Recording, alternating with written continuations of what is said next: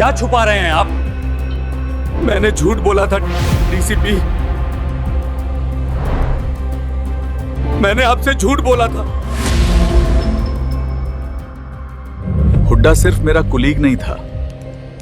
जब हम दोनों की पोस्टिंग दीमापुर में थी, वो अक्सर हमारे घर आया करता था। धीरे धीरे उसने शहला से भी दोस्ती बढ़ा ली। मुझे कभी इस बात से कोई परेशानी नहीं हुई, क्योंकि शहला थी ही सोशलाइट। मगर मुझे अंदाजा नहीं था कि हुड्डा के दिमाग में क्या चल रहा था। एक शाम की बात है, मैं कई दिनों से ब्रिगेडियर इंस्पेक्शन की तैयारियों में लगा था, मगर एक सुबह मैसेज आया कि विजिट कैंसिल हो गई है। पहले मैंने सोचा शहला को लंच के लिए मेस बुला लूं, फिर सोचा मैं खुद ही घर चला जाता हूं। उस दौरान मेजर हुड्डा फील्ड नेविगेशन के लिए आउट ऑफ टाउन था। मैं शहला को बिना बताए दोपहर के वक्त ही घर पहुंचा। मुझे बेडरूम से उसके हंस हंस कर बातें करने की आवाजें आईं। मैं पहुंचा तो वो किसी से वीडियो कॉल पर बात कर रही थी। वो हुड्डा था। ये देखते ही मेरे गुस्से का पारा चढ़ गया। शहला,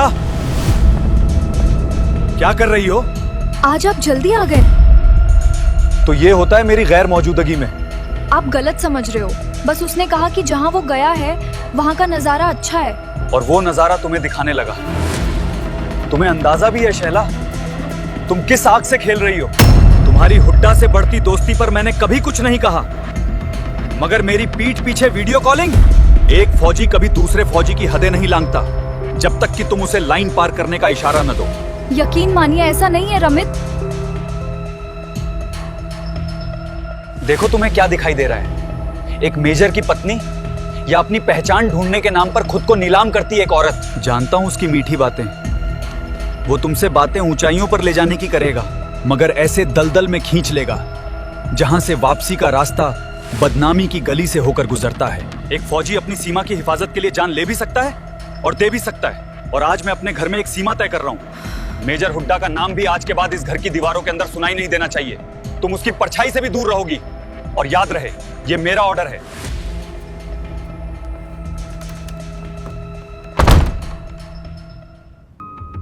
आगे क्या किया आपने? अगले दिन मैंने मेजर हुड्डा को मैसेज करके अकेले मिलने को बुलाया।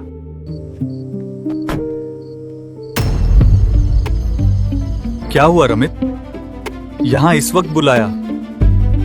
कोई सीक्रेट मिशन है क्या? मिशन नहीं, सरेंडर का आखिरी मौका है तुम्हारे लिए। मैं समझा नहीं कुछ।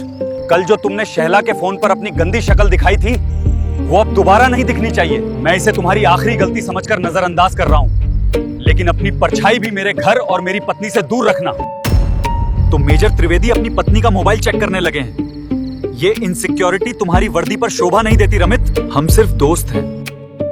शहला को मिसेस इंडिया कॉन्टेस्ट के लिए कुछ मदद चाहिए थी। ये मदद की चाशनी तुम मुझे मत पिलाओ हुड्डा।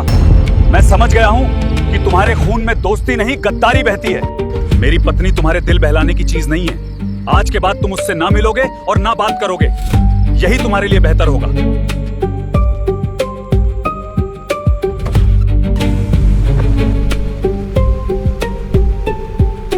आगे की कहानी देखने के लिए अभी डाउनलोड करें दैनिक भास्कर न्यूज ऐप।